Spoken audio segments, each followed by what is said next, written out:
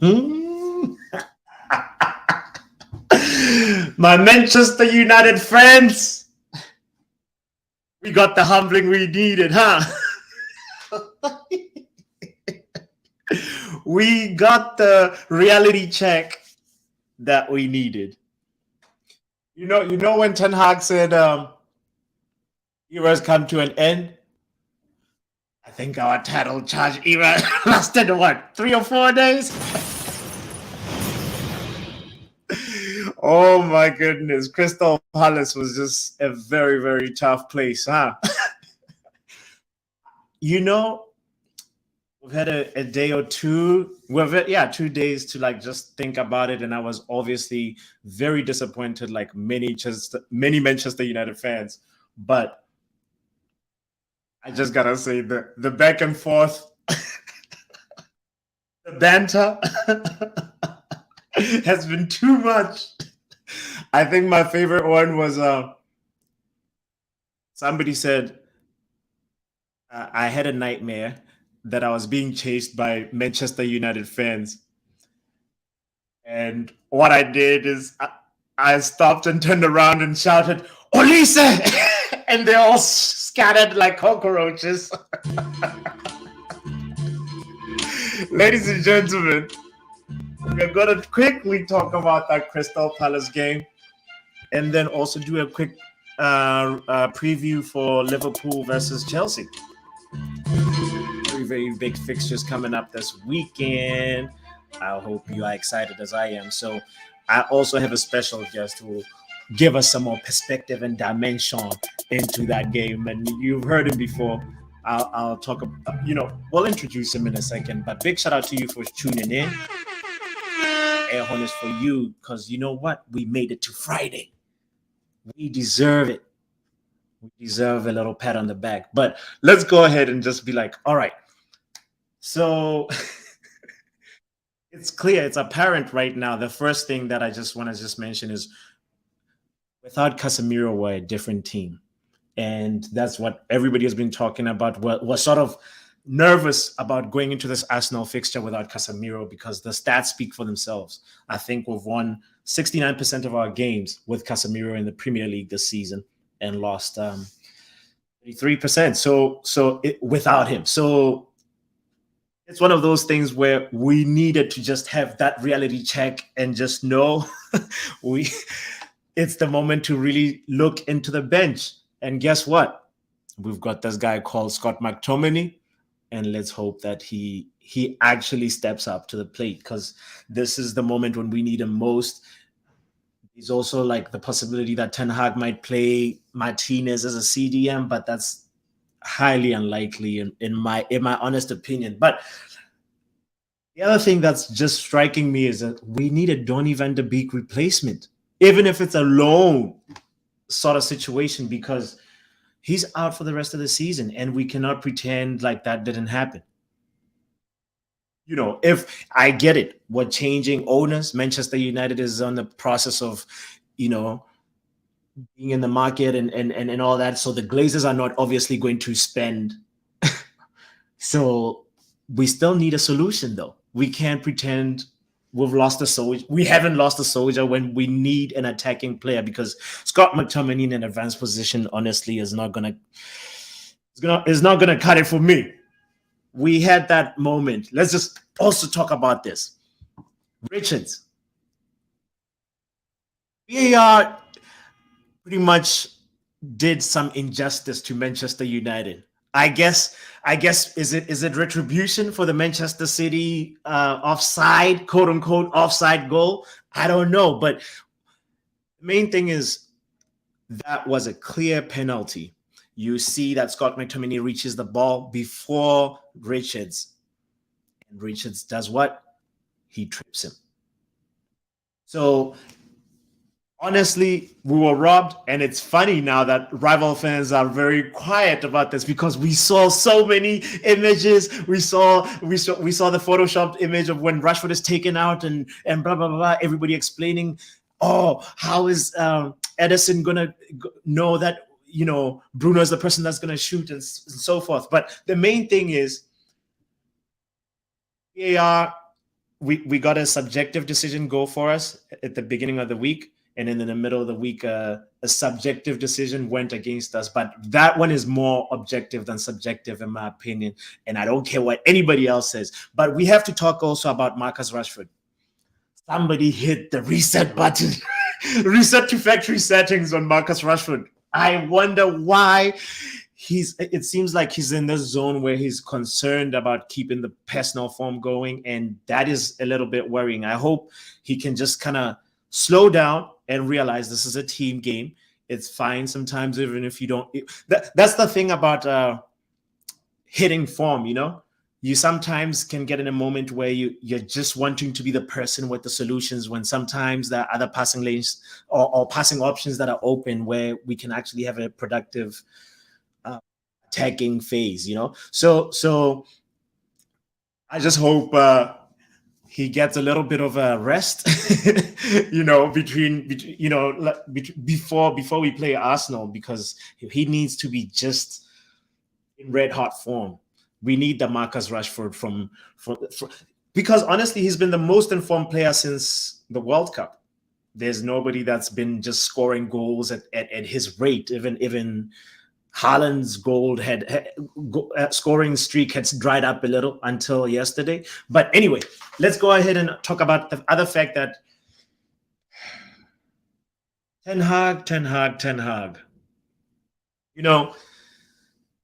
Many times he's gotten so many decisions right, but it was one of those things where in hindsight, it's obviously very easy to be like, you should have taken Casemiro off. Matter of fact, Casemiro shouldn't have started. But the way Crystal Palace play, when I went back and watched that game again, I just saw how important Casemiro is in reading the danger. And that's just a skill set that none of our defensive midfielders have. So I'm very nervous going into the Arsenal game. I already thought that they were just slightly ahead of us in terms of being favorites. And now this even puts them even further ahead, because they're going to pretty much have Partey to be there to control the midfield. And this is going to be a game that's going to be decided a lot in how the midfield battle goes. And Odegaard he's so informed right now. So anyway, we'll save that for the Arsenal preview. Let's go ahead and also talk about the fact that the person that really deserves the flowers is Aaron Spider-Man Wan-Bissaka. Oh, that guy's form. We have to just keep applauding him and say we have a solid player over there. I don't know. A lot of people were on his back saying he should get out of the club. But honestly, Vishal, big up to you for tuning in. I'm a big fan of you. So, Aaron Wan-Bissaka, he really deserves the flowers, because this guy has turned his season around. He's turned his career around. He could have been one of those people that was just sort of in decline, dropping form. But anyway, we've been doing this thing in this channel where we just give the players quick grades. So we're going to be really, really efficient with it this time and just go ahead and just say David De Gea, he gets an A. I mean, I don't care who says what. That was a worldie. That Olise goal was a worldie. If you ask Olise to shoot that ball again and do the same thing, he will not do that. So that undisputed. Matter of fact, the next person was Luke Shaw. Luke Shaw had a great game as well at the back, but the main thing is there was no really clear attacking. He had that moment with Aaron Wan-Bissaka in the first half when Aaron Wan-Bissaka crossed the ball to him and then he hit a volley. I mean, that was a very sweet volley. It was just unfortunately off target. But the main thing is it was nothing else other than that moment that maybe warrants him to get an A, in my opinion. So he has to get a B. Shaw gets a B. And then the rest of the defense line, though, it's straight A's. This is goes for Varane. This goes for Martinez, and obviously Aaron Wan-Bissaka. Matter of fact, Aaron Wan-Bissaka should be an A+, because that last stage tackle, that's in my opinion, that's a goal.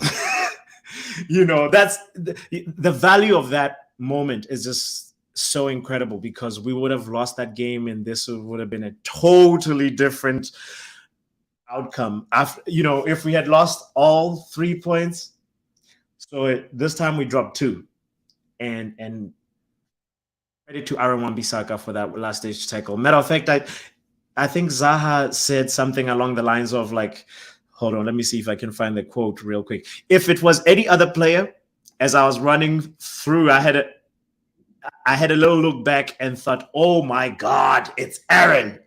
He's the only one who can do that scoop tackle. And Zaha is right.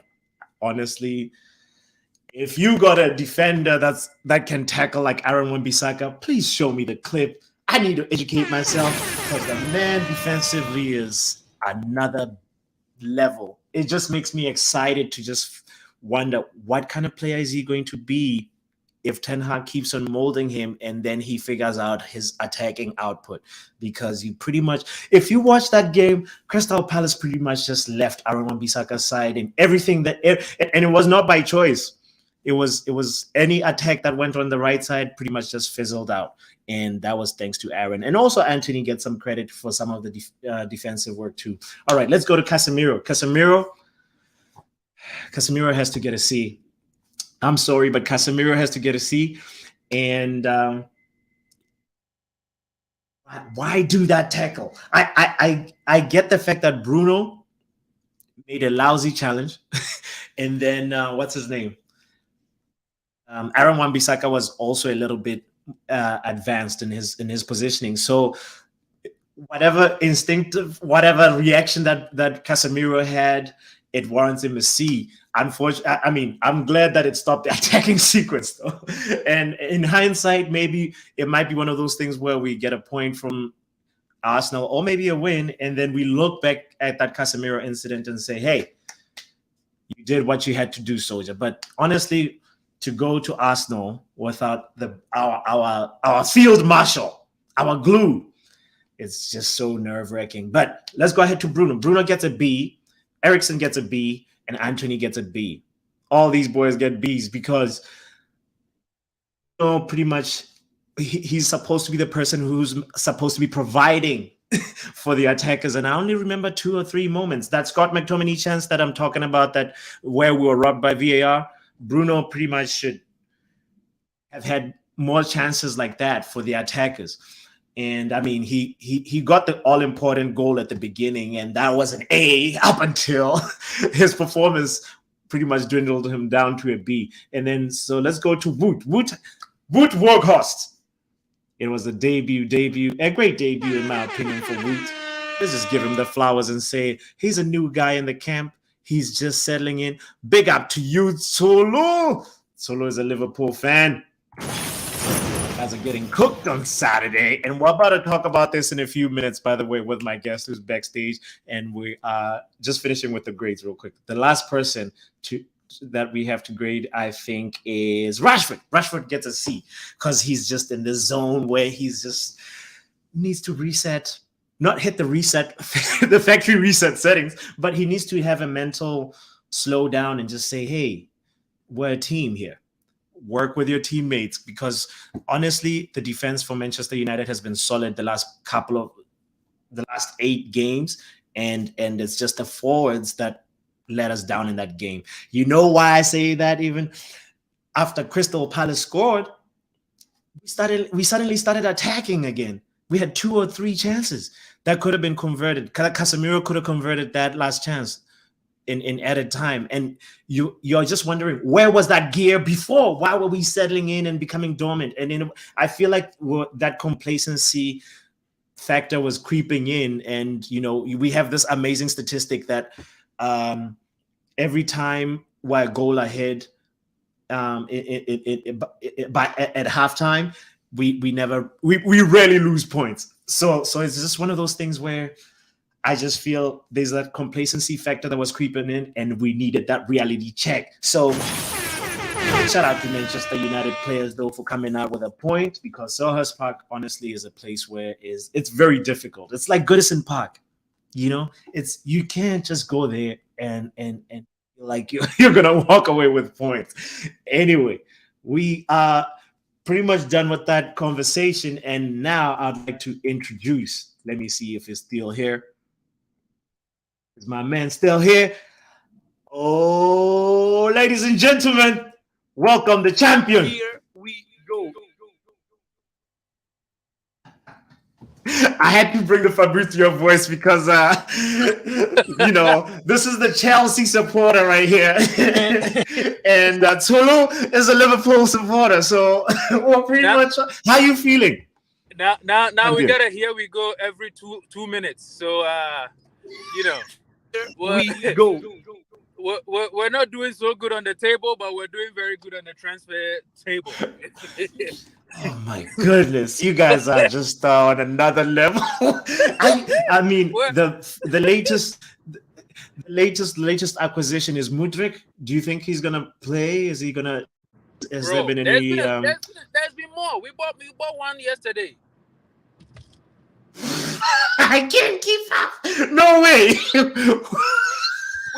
We signed another winger from PSV, man. Noni Madueke. Is Todd Bowley the richest man in the world? Bro, we are right now. It's like we're at a shop, and it's like it's Black Friday. It's Black Friday. It's Black Friday.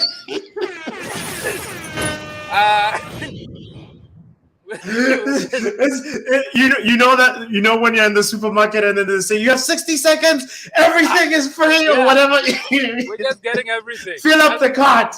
We're filling it The up. question is, how big is your cart though? Bro, right now, I think Todd Bowley brought about 5 credit cards to the shop. So whenever he swipes one and they say declined, he's just like, give me another card. He just collects, Yo, brother. swiping all around. This is too much. You guys need to stop. And I heard you're also interested in Caicedo as well. Yes, we are. We are. At this point, I've actually given up on keeping tabs with who we are interested in. I just know that at some point we're going to sign somebody. So I just wait until in the next 2 or 3 days we're probably going to sign somebody else. We're not done. We're not done for this January. We're gonna keep signing. So, Well, here, I mean, another here we go. I'm sure Fabrizio is tired of you guys now, but tell me real quick. Let's focus on the game. So, how are you feeling going? This is a battle of 9th versus 10th. Solo's team is 9th, and you guys are 10th. So tell me how you're feeling going into it. I'm not sure. You won versus Crystal Palace. We right? did Your win, last we game. Did win. Yes, we won versus Crystal Palace. Like knowing our luck, things have just not been going well recently. So anything could happen. Like we could show up and beat Liverpool, or we could show up and just get destroyed. And both things would not be out of the realm of possibility. So True.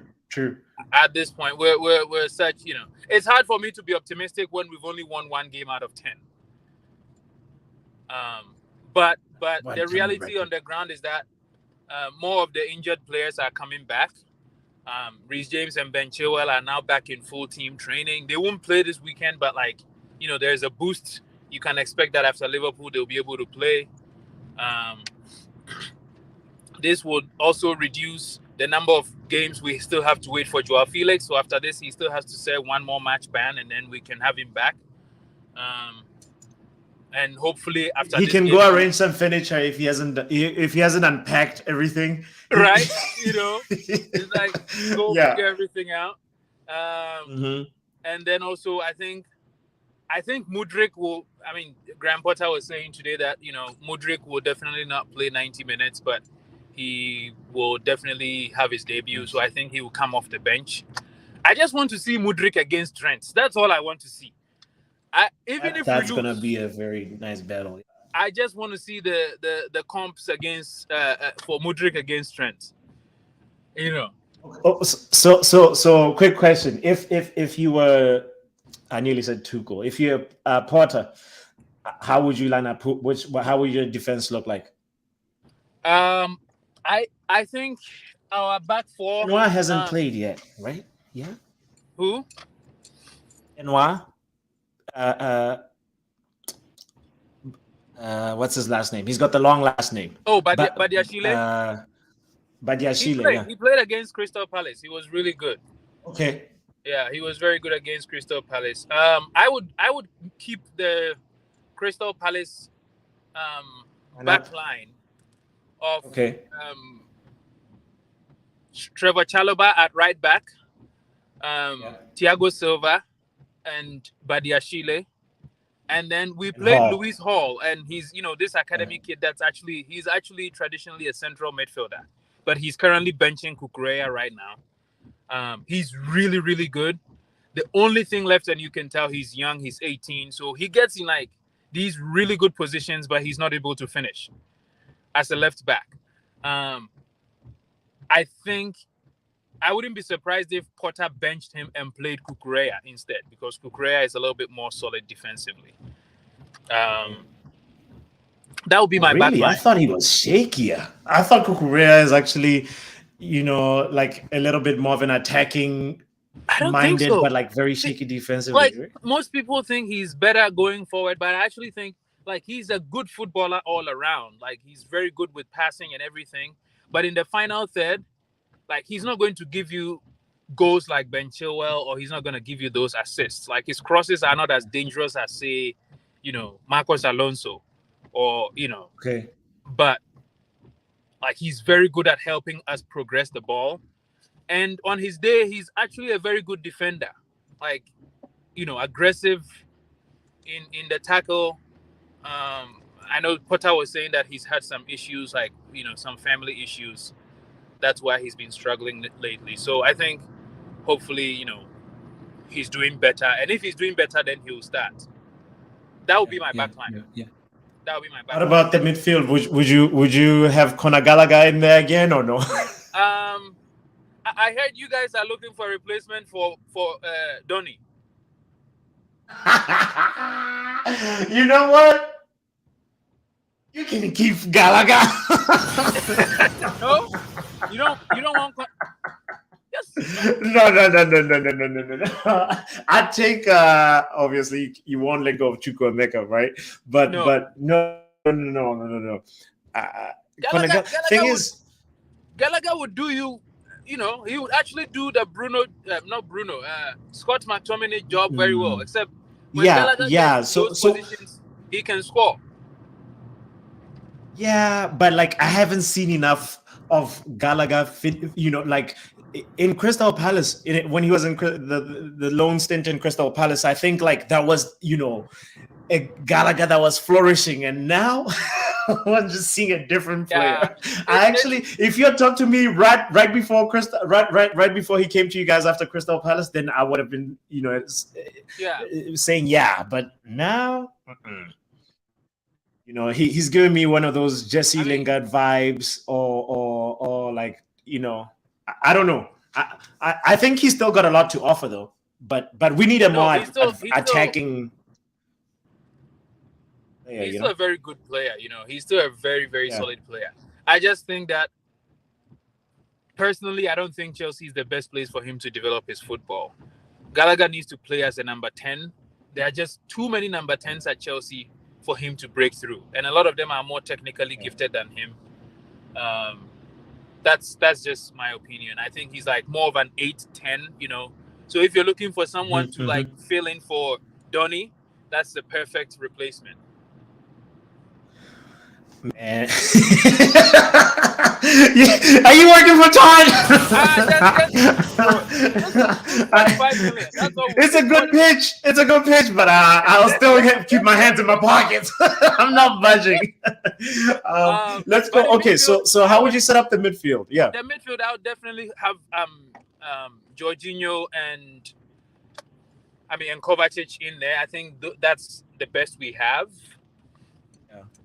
And I'll add Mason Mount. The question is whether or not Potter is going to play with a double pivot or with like one holding midfielder. I think it's probably going to be a double pivot. of Jorginho and Kovacic to keep some And control of Kovacic, the yeah. ball, and then most likely he'll give Mount that kind of free role to roam about in front of them. And if he needs to adjust, he can quickly shift to Jorginho as a holding six and have both Mount and Kovacic flanking him as number 8. There's some flexibility there with that setup. So the interesting part now for me is like you're obviously going to be mostly defending a lot and trying to. I mean, Liverpool is gonna bring the game to you guys. So are you gonna call on the pace of Aubameyang, or are you gonna have Havertz? How are you setting up your front? I would actually play both of them. Nice. I would play. I mean, right now we don't have a lot of attacking options. Felix cannot play. Mudryk cannot start. Pulisic is injured. Datro Fofana, we just bought him, but he's young. I don't think Potter is going to start him. So I think in terms of what we have available, who can start, I would play Ziyech. He's played well recently since he returned from the World Cup. I'll play Ziyech on the right. And then, if we play just like we did at Crystal Palace, if we play Chalobah at right back, then Chalobah doesn't have to, overlap. And Ziyech can then keep the width on the right. That way there's room in the center for, I think I'll play Kai Havertz as a false 9 and then play Aubameyang on the left and then have him cut in so that Kukurea can, push forward. That is actually a pretty good plan. If you ask me, I wasn't expecting that answer. That's a very left field setup. That hopefully Potter can. Yeah. Well, okay, let's wrap it up and give me your score prediction then, and tell me how you think. I mean, you said it at the beginning that you don't know how it's gonna go, but if you had to roll the die. If I had to roll the die, I think with Badiashile and Thiago and Chalobah, if we don't make any mistakes, like if we don't make any silly mistakes, which is usually that's been how we concede recently, if we don't give the ball away somewhere or anything, I think we can score.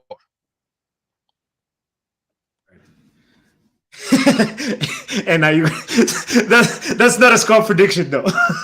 Give me the score prediction. I think.